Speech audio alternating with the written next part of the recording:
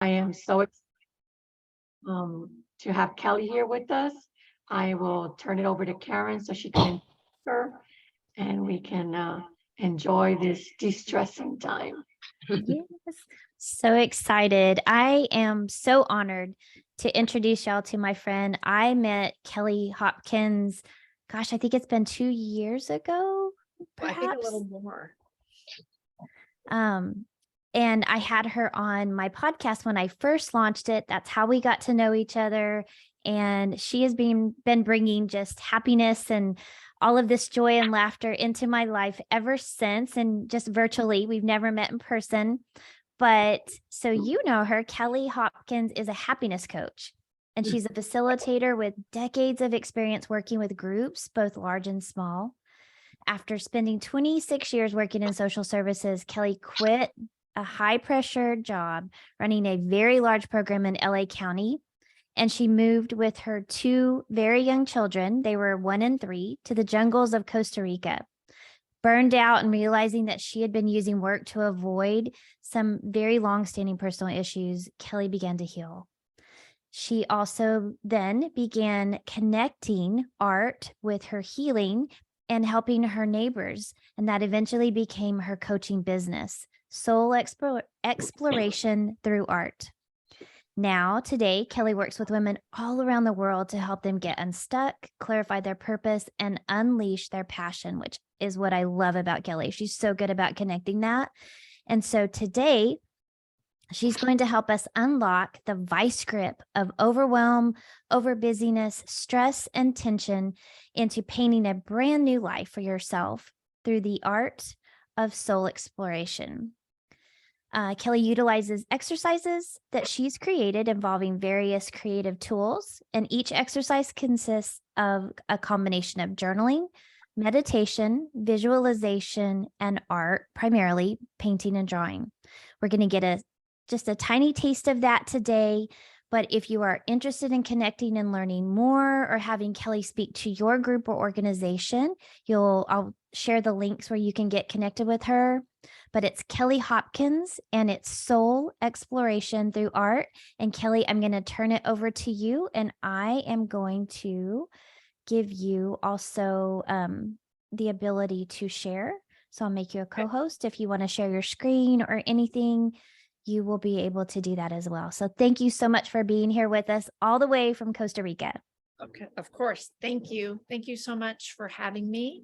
I really appreciate being here. I love any opportunity to share, particularly with women, my experiences and the things that have worked for me, and to see if they might be valuable to you as well. So I don't know about you, but I've been working all morning. So I'd like to start with a little exercise that is just something quick that you can do anytime. It's called box breath. I don't know if anybody's familiar with box breath. And we'll just do 10. And the way that it goes, and everybody can do it on their own pace. If you close your eyes and you're going to inhale for a count of 4, hold for a count of 4, exhale for a count of 4, and hold for a count of 4. And then you just repeat it. So it's 4 in, 4 hold, 4 out, 4 hold. So go ahead and close your eyes, and you can do it at your own pace.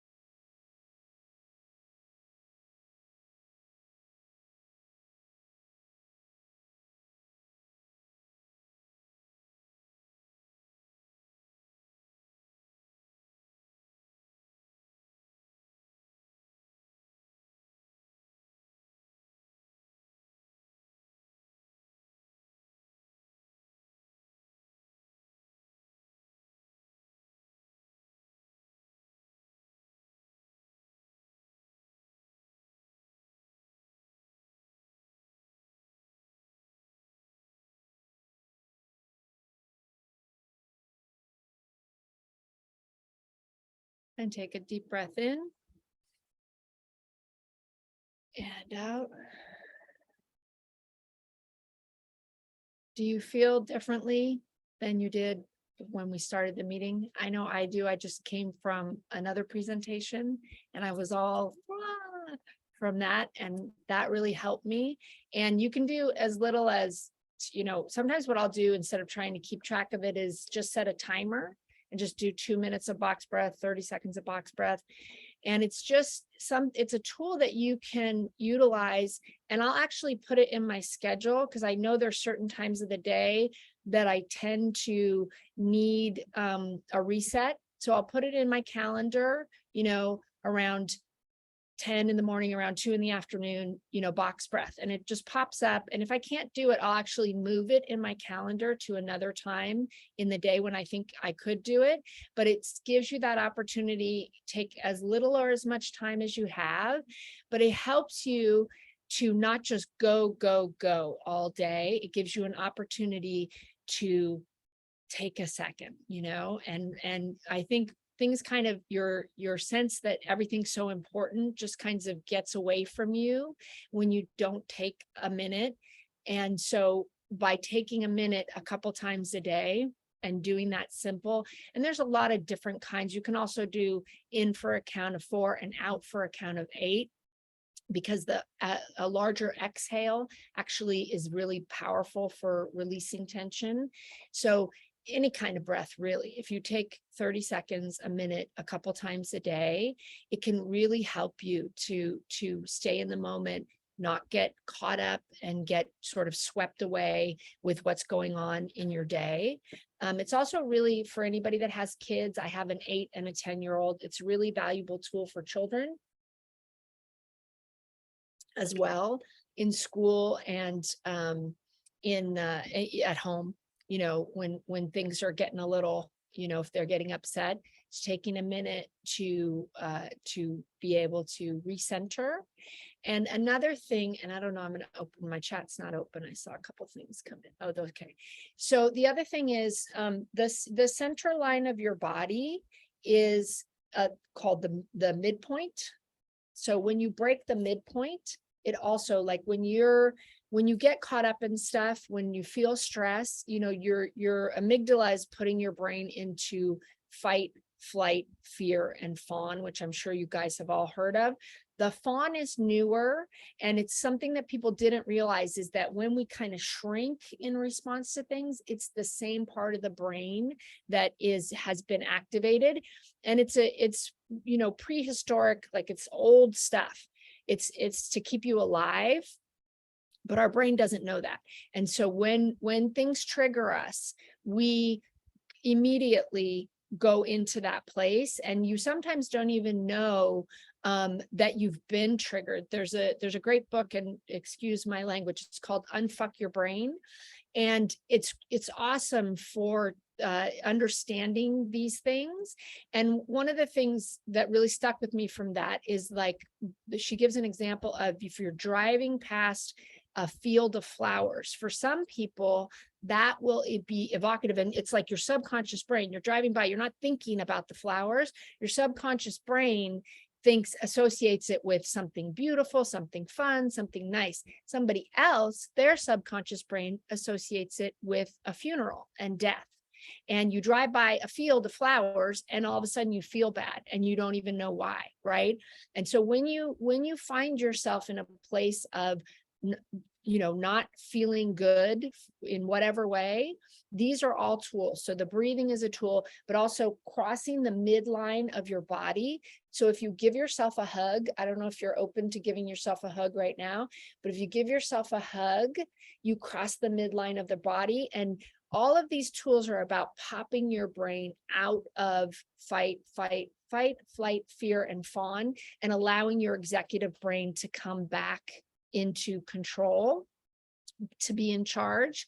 And so another one is holding a piece of ice in your hand. If you hold a piece of ice in your hand, it has the same effect making a list. So let's say you're in a work function and you can't breathe and you can't hold ice and you can't hug yourself because that would not be going over well. You can make a list in your brain. So a list of your favorite movies, a list of your favorite fruit. It doesn't matter what the list is of, but the act of making a list will kick you out as well. So let's say somebody says something, you're in a meeting, somebody says something and it causes you to become upset, you feel threatened in some way. Make a list in your head of something that, and I think it's valuable for something positive, a list of something positive, not all the ways you don't like that person. So make a list of something positive. Those are all super quick tools that you can use. Should I let this person in? There's someone coming in. I got it. I'll manage the okay. chat and the invite, so you're good. Okay, And if we great. have any questions, I'll find a You'll let place me to pause you and Okay. let you know. Okay, awesome. So I just put your contact in there. So if anybody wants to connect with Kelly on Facebook, Instagram, her website, or by email, it's all in the chat now. And you can also schedule a one-on-one call. All of those Sure. links are there. So carry on. We're good. Thank you. So when you feel upset, and this is a great tool, these are all great tools for your kids too. If you have kids, grandkids, one of the things for me that I think is really valuable is trying to help equip people. And it could even be your staff. It could be anyone, helping to equip people before they need it, right? And sharing all these tools and sharing information to help support people in managing their emotions. And that's kind of the key to the work that I do, is about managing your emotions and being able to choose how you feel instead of feeling like you're out of control, right? And so the exercise we're going to do today is about releasing negative emotions and creating positive emotions. But really, a big part of my work, and Karen shared some of my story, but just to let you know, so I quit my job, I moved to Costa Rica, and basically I was unhappy. I was successful and terribly unhappy. And when I adopted my children, I felt like if I died and I felt the way that I felt, I would, that on my deathbed, this would be a regret, never feeling. And what I felt like was I was living a half life, like I was living here, but this was possible. And I didn't know how to get there. And I had done 10 years of individual therapy, and it was great. But I still ended up in my mid-40s feeling sad and frustrated. And I was like, you know what? I don't want this for myself. And I certainly don't want it for my children. I adopted 2 children. Like, I have a responsibility for them to be a role model of what's possible, right?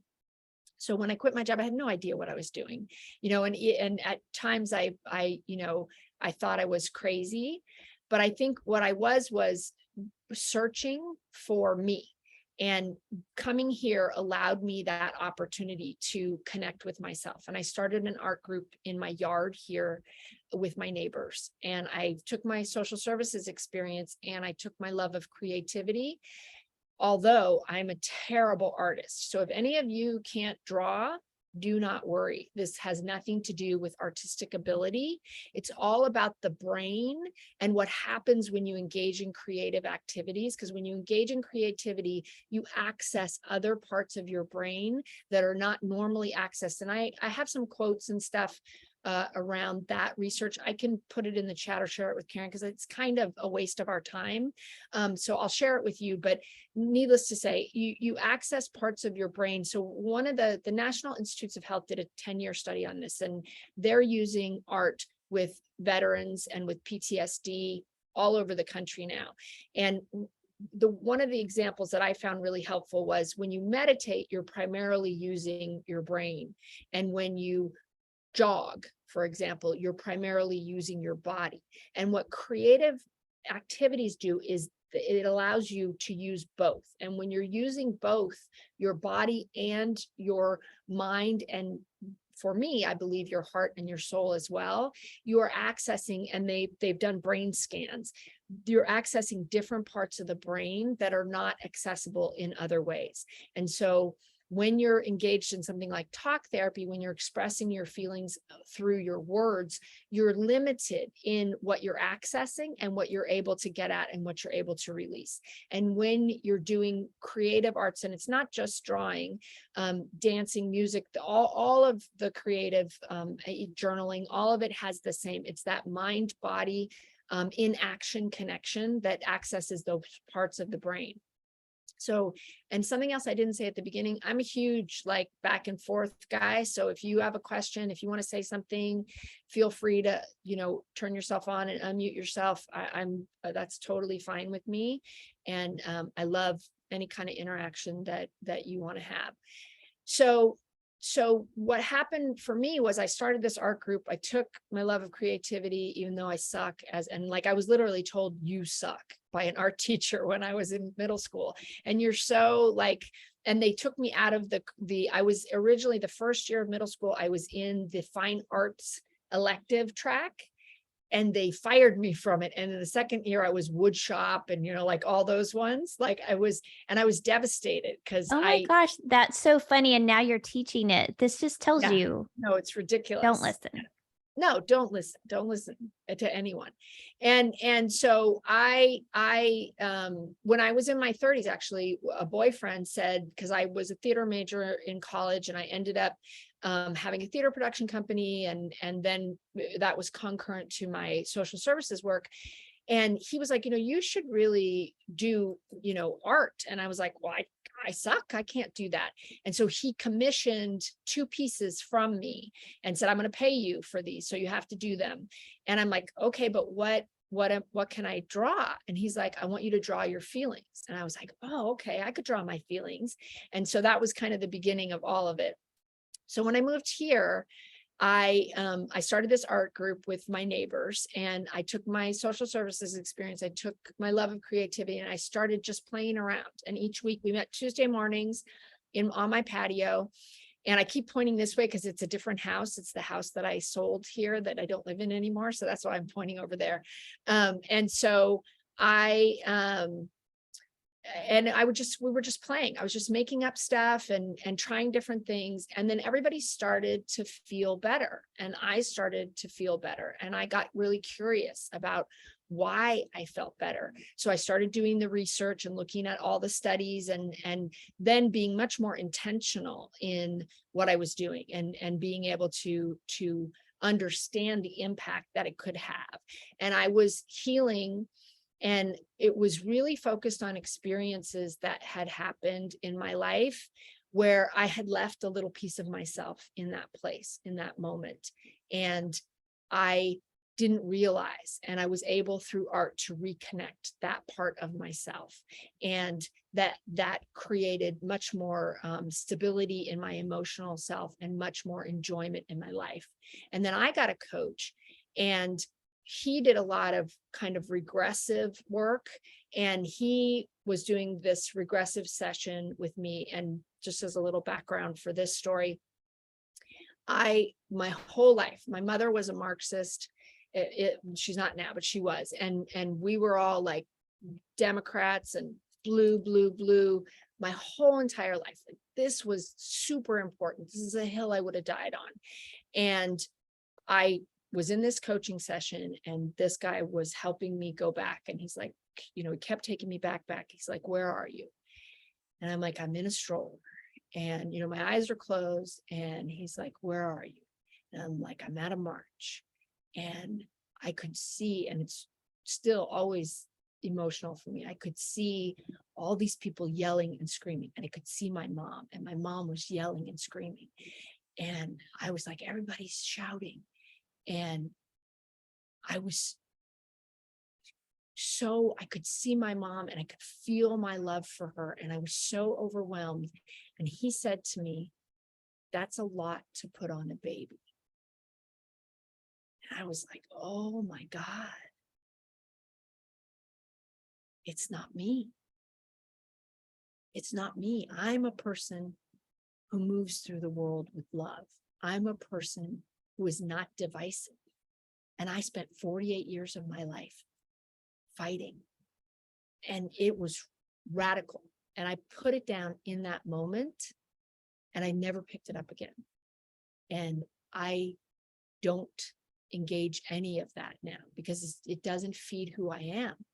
And my philosophy hasn't changed, but it's not of any importance. It's not who I am. And what I realized is that all of us have done that. All of us have aligned our soul to someone else's values, usually in love and in support, and denied who we are and denied our true selves as a result of that. And that creates the other piece. The pieces that were missing for me were the experiences and the messages that didn't belong to me and that were holding me down and keeping me sad. And so what I've found is with art and with creativity, you can release those things and you can become your authentic self. And the first step, which is what we're going to work on today, is managing your emotions. Because when they, and life is up and down, it's always up and down, and it's not just, happiness is not a destination, right? It's not a place you're going and then you're going to live there. And that idea in and of itself, that there's some expectation that there's a life without suffering, is part of what keeps us suffering, right? Life is, in my experience, in my opinion, is about growth. And life is about becoming more and more and more of you. I feel like I'm on a growth journey in this life. I don't know if anybody else feels that way. If you do, if you can put in the chat, growth journey, if you feel like you're on a growth journey in this life. And so for me, that piece, understanding that I'm not trying to get to this place called happiness where only enjoyable things happen in life, was a huge eye opener, right? That changed my life, to be able to see the value of all of my experiences and to stop judging things as good or bad, right and wrong, positive and negative, and to be able to say all of my experiences have value. All of my experiences are teaching me, and I need some tools to be able to manage my emotions, right? And that when we feel stressed out, there's oftentimes more going on underneath that than the stress that's coming out, that the circumstance has triggered something for us about our value, about our worth, about our ability, and that it appears as stress, right? And being able to take that moment, whether it's the breathing, breaking the midline, all of those things allow us to gain some perspective, right? To pull back and understand this is a moment, right?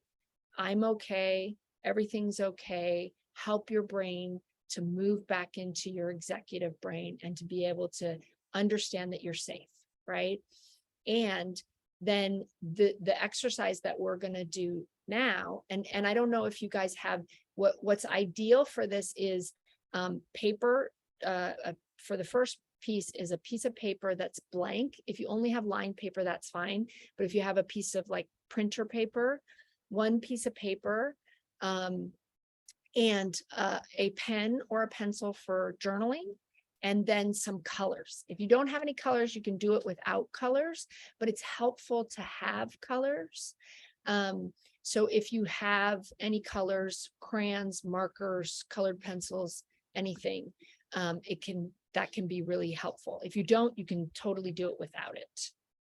So I'm just going to give everybody a minute to get those things. Also, I want to know if anybody has any questions, any comments, anything anybody wants to share.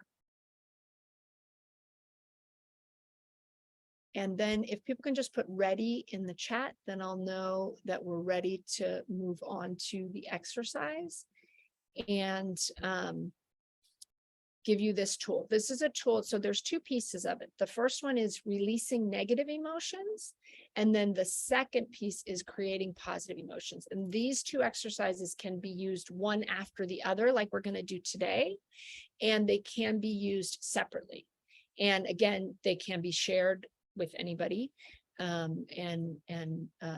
you have young people in your life, having these tools from an early age is really valuable. Okay, I think we're ready. Kelly, we got Okay. lots of readies in the chat. great.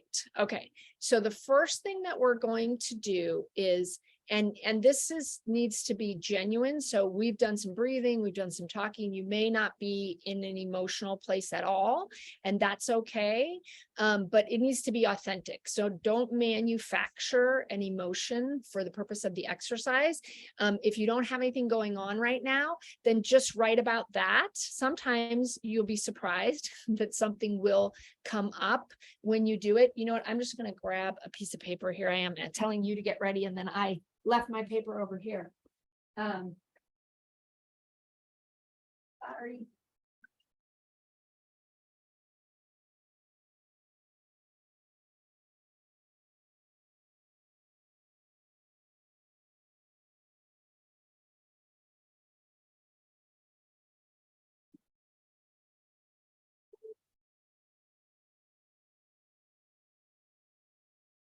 I'm sorry. I was too hot. I moved my table. Okay, so you're going to have your blank piece of paper. And the first thing that you're going to do is on one side of the paper, I want you to write about how you're feeling right now. And this tool is for when you are upset, when something doesn't go the way that you want it to go, when you feel sad, you feel frustrated, you feel angry, you feel things that we would label as negative emotions. And don't start yet though. So here's the thing. This exercise does not take the place of experiencing your emotions. Feeling your feelings is the first step. If you skip that step, you are doing yourself a disservice, and you will not actually release them. You'll just send them inside, and then they will do bad things to you. So the first thing is actually experiencing your feeling. But what research shows is that feelings were intended to last for 90 seconds. And I don't know about you, but I don't think I have any feelings, especially negative ones, that last 90 seconds. But the function of feelings in the way that our brain works, they're supposed to last for 90 seconds. And what happens to us is our feelings trigger old stuff. And so we end up in this triggered place where we feel angry for an hour, because it's not just about this thing that just happened. It's about like 60 other things that also happened that made us feel the same way. So give yourself time to feel the feeling. And then when you're done giving yourself an opportunity, and you don't have to be done, you could still feel that way. But when you've given yourself a chance to express it for, a few minutes, then do this exercise, because then you can release it and get rid of it and not hold on to it for, the rest of the day or the rest of the month or whatever it is. So what you first want to do is start writing. And for some people, journaling is really challenging, and they have an idea about how it's supposed to be, right? So sometimes when I'm mad, I will just write bad words down the page, right? So there is no right, there is no wrong. It can be fragments, it can be words, it can be doodles, it can be sentences. You want to write how you feel. And if you're not feeling anything right now, you can write, I'm not really feeling, I feel fine right now, and just see what comes up. And the purpose of doing it is as a tool you can take with you. So we're just going to spend a couple minutes writing how we feel right now and anything that comes up around that. And there's no wrong way to do any of this.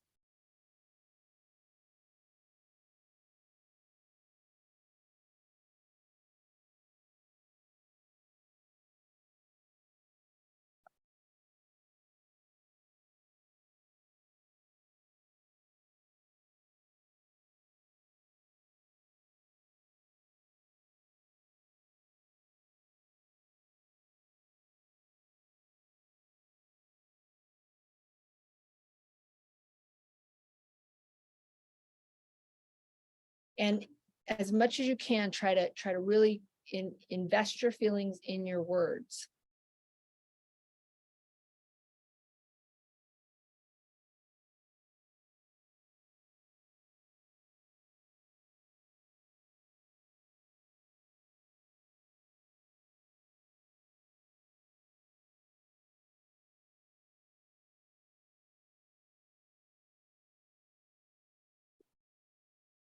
If you feel good, that's okay too.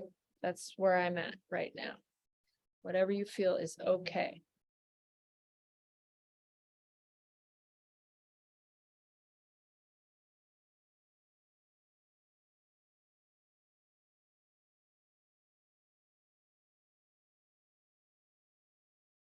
You can just write done in the chat when you're done with that part.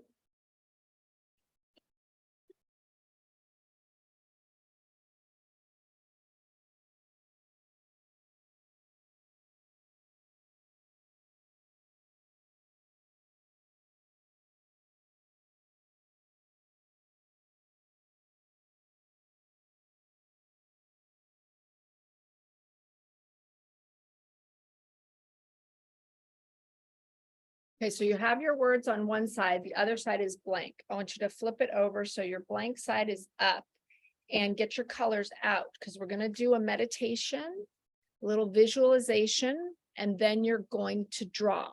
So when you are, when we finish the meditation and visualization, you're going to come right out and draw. So get your colors nearby.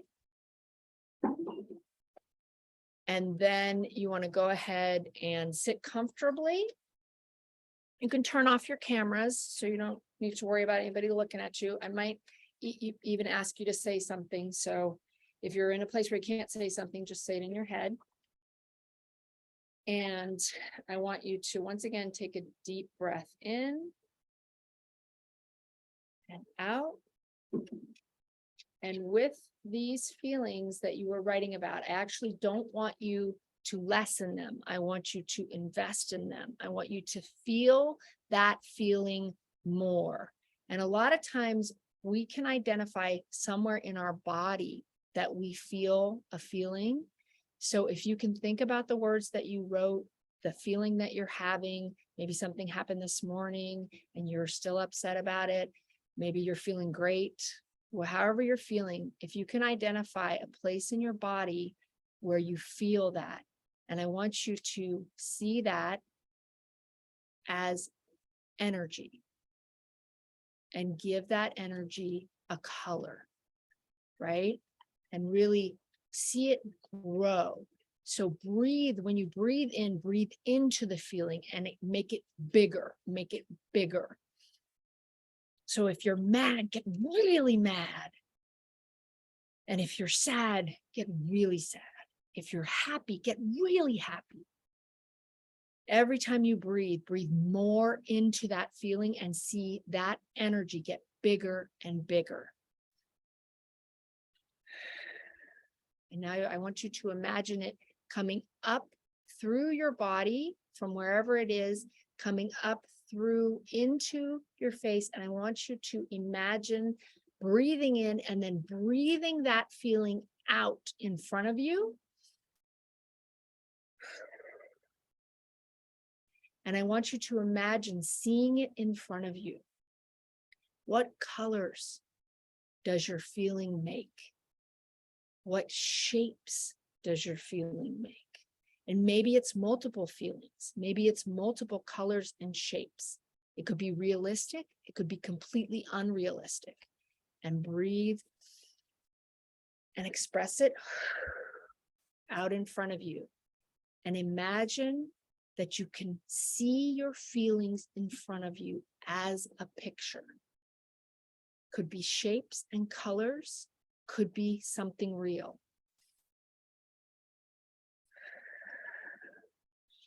And when you can really see your feelings in front of you, and you can really feel them outside in front of you, I want you to open your eyes and I want you to draw them on your blank side.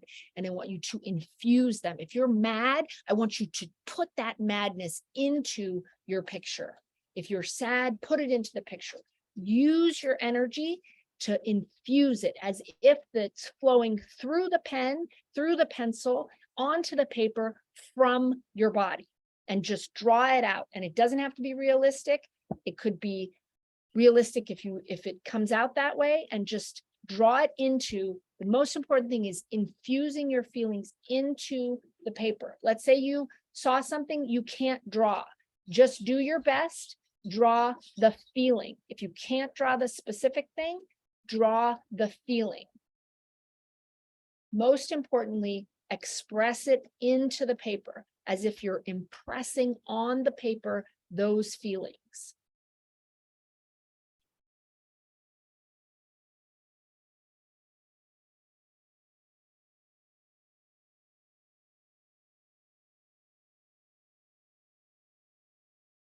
And again, when you're done, put done. Let's put finished in the chat so we know it's different than done. Whenever you're finished expressing your feelings fully, infusing them into the paper, put finished in the chat.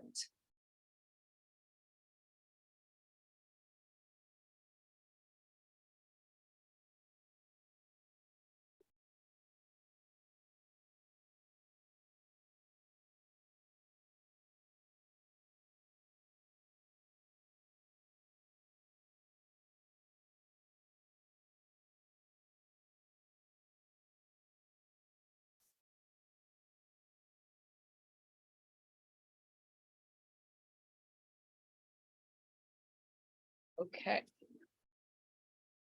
You're still working, keep working, but I'm going to go ahead and move on to the next piece. So one side of your paper has your writing. The other side of your paper has your drawing. Okay. Now we are, and this is to your comfort level. So some people, if making a mess would make them feel stressed out, if it makes you feel stressed out, don't do it. If you, I'll show you, and then I'll give you an alternative if it would stress you out. So the first thing everybody should do, take your paper and rip it up. And if there's any part of the feeling left in you, take it out in the ripping. Okay, rip it into small pieces, expressing anything that might be left of this feeling. Okay, now here's your options. You can throw these pieces in the air, which is what I like to do. It doesn't bother me that I have to sweep them up later. If that would stress you out, you can crumple them up and keep ripping. If you feel any of the feelings still in you, keep ripping. You can crumple them up and then throw them into the trash if that's more comfortable. If you're okay with the mess, then you can throw them up in the air. And just imagine anything left of that feeling going out with the papers. Okay. So you can turn your camera back on if you had it on, if it's open. So how do you feel? Do you feel like you were able to release that feeling through that exercise? And it can take 5 minutes to do this. It's very quick.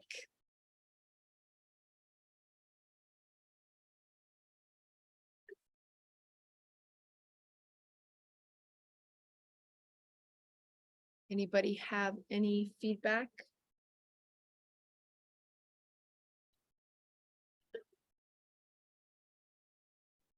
So I'll share. I love the visualization part, and I surprised myself with the colors that I chose because I really thought, I'm in a happy place, I'm picking all happy colors, but I really wanted, my tendency was to lean toward more powerful colors, like the darker, that I had some reds and darker blues rather than the pastel colors that I thought I would pick, but that's not what came up. So that was really interesting, I thought. Anybody else have anything they want to share?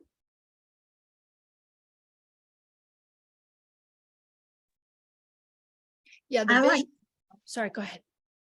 I said, I like the action of tearing it up. The colors and drawing it out was one thing, but the ability to destroy or eliminate, maybe not destroy, but eliminate that or change its shape, change its form was very gratifying, helped.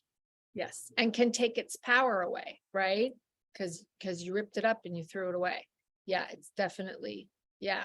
And with the more that you do this exercise, the more that infusing, like imagining the whatever the feeling is actually running down your arm and into the pen and into the paper can be very powerful for that that release, to be able to see it actually enter into the page and leave you, and the breathing it out. And depending on what it is, depending on how, hopefully nobody's had a horrible day and nobody's too upset right now.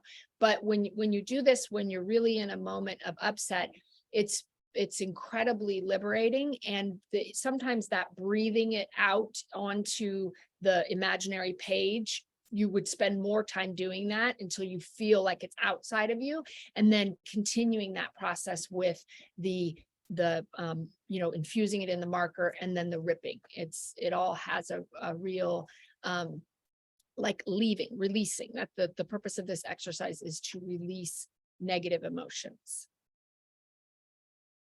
Anybody else have anything they want to share? Did it not work for anybody? Sometimes that happens, and that's okay.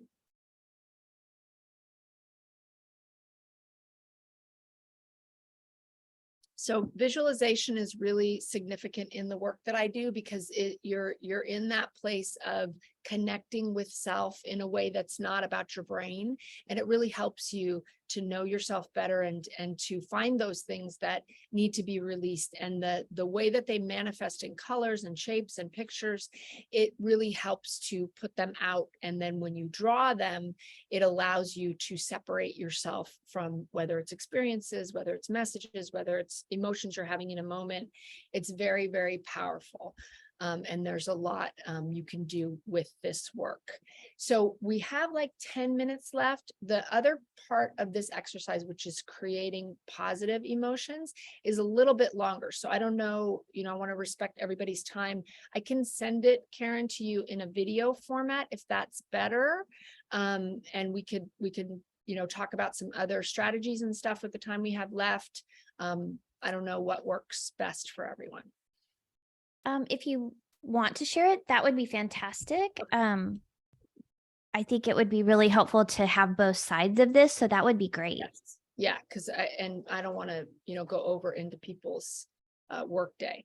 So I have it on, I have both. And what I'll do is I can send you both on video, and then that way people can have that to use. And once you understand, once you do them a few times, you don't need the video anymore, but it's really helpful in the beginning to be guided through the process. Fantastic. Does anybody have any specific stress type situations you want some tips or tools for? That could be a good way to use this kind of Q&A time. If anybody has certain scenarios where you feel stressed and you're looking for tools for that. Otherwise I can just do some general ones, whatever's. Do you have a quick one for dealing with like extended family in the holidays? Sure. So I think, one of the things that's really important with our emotions is to recognize that most of the time we're not in the present emotionally. Most of the time we're in the past emotionally. And so when we get triggered by our family, usually whatever is occurring in the moment is, I've had some bad things happen in the moment, but it's usually first of all, we anticipate it. We go into the situation like, oh God, Uncle Bill's gonna, and we're almost setting ourselves up to have a certain type of experience and reaction. So first thing I would say is, before you go, to kind of set an intention about not anybody else, right? Because you can't control anyone else. You have nothing to do with what anyone else does, whatever anyone else says or feels. You want to set an intention for you. So, and I would close my eyes to do this. I'm going home. I'm going to my family on Saturday. And I would just say, I intend to stay in the present. I intend to not allow other people's choices to impact my experience. I allow myself to be free and let go of other people's issues, and just really and you could write it out. That can be helpful too, but to really make an intention ahead. I'm going to have a great time. This is going to go well for me. I don't care about anybody else, but for me, this is going to go well because I'm going to be like Teflon. Everything's going to bounce off me. I'm not going to engage emotionally. I'm not going to let, and even imagine a shield around yourself. Like imagine there's a shield around you. There's a great exercise I have too. I'll send you this one. It's an energy exercise where first you clear your own energy and then you create an energy torus around yourself. And then you give yourself an energy color and everyone else an energy color. And you make sure that when you finish your interaction with anybody, you only have your color and you've given them back there. So I'll send that video too. But to really imagine, I have this shield around me, I'm protected, and I'm going to stay in the present. Because what happens to us with our family in particular is we get triggered all over the place. We trigger ourselves before we even go about all the things that have happened. And so if you have that presence of mind, and Uncle Bill says whatever he says that he always says, or he does something that is not okay with you, to just take that moment and say, that's Uncle Bill. That's not me. That's Uncle Bill. It's not my business. It's not, I don't have to respond to that. I don't agree with that, but I don't need to participate in an exchange. I don't need to be injured by that because it's got nothing to do with me, right? So when again, what happens to me, my cheeks get hot. That's the first sign for me that something's emotionally going on. So if you know yourself, and if you don't, it's valuable information. There's going to be a physical response when you get upset. Know your own cues. So when my cheeks get red, that's my cue. Okay, what's going on here that's not okay with me? What's going on that's triggering me? Wait a minute. And then really looking and separating myself and saying, okay, am I having a problem here? Is something going on with me? No, I'm responding. I'm thinking about what happened 10 years ago. Okay, that's not happening now. I'm here, I'm fine. I'm crossing the midline. I'm giving myself a hug, I'm grabbing some ice, and I'm moving, right? Move out of, don't engage. You have a choice. The other thing is we feel out of control with our family. We have a choice. Go find somebody else to talk to. Oh my goodness, I have to make a call. Get out of there. Change your state and get out. Move on to something else. And to me, those are the tools that I use with family. Is that helpful? Yeah, great reminder. I think we all know what to do. It's just like like you said, you get kind of caught up in the past and the emotions attached to that, or just the anticipation and assumption of what's going to happen. Yes. And that whole kind of chicken and egg, did it happen because you were expecting it to happen? Or, so if you shift your expectations, will that shift your experience? Yeah. Because some people they choose to be miserable and you can't help that. No. And you don't have to go there with them. Yeah. Sure. Very good. Thank you. Sure. Anybody else questions? We have about 6 more minutes of your lunch hour. If you do, we'd love to answer those. And I have a question. What other art mediums do you really like? Like, do you do a lot of painting, watercolors, other than just pencils and markers for your therapy? Yeah, I like painting and drawing primarily because I think the more, and a lot of times in my one-on-one coaching, we use mostly drawing because it just gives you more control over the images for most people that are not artists. It's really hard with the paintbrush, but then there's certain feelings that are better painted, because they're bigger and you want that experience of the paint. So mostly paint. I love lights. So I will make things that also have lights in them. Like I'll poke holes. I used to use poster board, but like the thick kind, and poke holes in it and stick lights in it, because it made me feel good to see my art lit up. And 3D objects, I do a mask exercise that involves the mask itself, but then also 3D objects on the mask. So it's really about what helps you feel fully expressed. as opposed to, it has to be a certain thing. Okay. Yeah. Any other questions?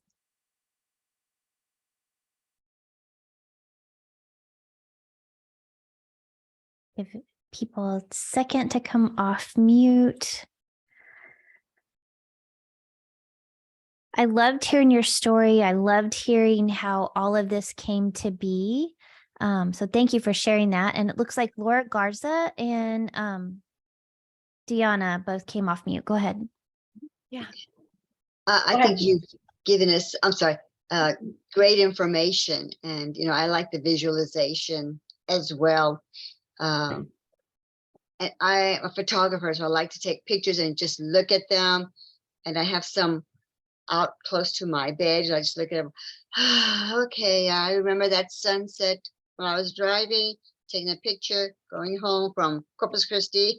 Like, oh yeah. So I like to do that with use my photography, or just go through my camera rolls and just look at pictures and things like that to kind of release some stress there. Yes, and Thank I you. would say the same thing, taking the pictures, working with the developed pictures, spending time with the pictures, that's all falls into that, the creative space that has the same impact on the brain that drawing or dancing or playing a guitar, they're all in the same category for sure. Yeah. That's awesome. I think I'm going to be doing a lot of tearing of papers in the next couple of weeks and, getting that stress level out. But one of my de-stressors is I like to do puzzles. Yeah. You have those big puzzles and they're all real colorful. So Yes. the colors, it's just the brain thing that you're trying to, so just everything that's around you just goes away because you're so focused on doing that puzzle. So that's one of my It ways. has the same thing too. It's body, when the body and the brain are working at the same time, you're accessing those other parts of your brain. So it has the same impact that exactly. Yeah. Thank you. This was very, very useful. Like I said, now I'm going to be shredding paper. When my staff see me shredding paper, they're going to know, oh yeah. Now we know what Laura's doing. That's awesome. Yeah. Thank you so much for this. This was very, very helpful to, I'm sure, all of us. Everybody has handled stress at a different level, and this is totally new. So I'm glad I learned something new today that'll help me, I guess, de-stress or just feel more relaxed in what I'm doing. So thank you. You're very, very welcome. Thank you so much all for having me today. No, we appreciate Well, it. we are going into the holiday season, and we just want to wish everyone a very, very blessed holiday. Merry Christmas if you celebrate Christmas. Happy Hanukkah if you celebrate Hanukkah. I don't know what other holidays are coming up. Is there anything in Costa Rica, Kelly? It's just Christmas. Most of the Just country Christmas? celebrates Christmas. Yeah. Fantastic. Well, such great information that we can take into this very stressful situation. And also just a reminder, if you know anyone that may be dealing with extra stress, extra grief, the holidays, although they're a very joyous time for many of us, they're also a very hard time for other people. So to just be aware of that, to reach out to friends that are feeling that you feel like they've been withdrawn or maybe dealing with some extra grief or loss, to just be that light in their world. There's more suicides during the holidays than any other time. And in a world where we have so many resources, we just want to be the voice and the light for those people. So reach out and just check on your friends, make sure that everybody's doing okay, but especially those that have experienced recent loss or the holidays are a hard time for them. So sending you all a very, very blessed holiday hug from Dallas, Texas, up in the tornado season. And Laura, thank you. Do you have any final words, parting words for us, Madam President? Other than everybody have a nice holiday, Merry Christmas, Happy New Year. Be safe out there. and give a little more of yourself if you have the opportunity. It's always good to give of ourselves in any way. It doesn't mean have to be monetary. It can just be time. It can just whatever you want it to be. It makes you happy. It'll make somebody else happy. And even if it's just a smile, because that could be the only smile somebody gets that day. So be just conscientious of how we interact with other people. And again, Merry Christmas, Happy New Year, and be safe out there.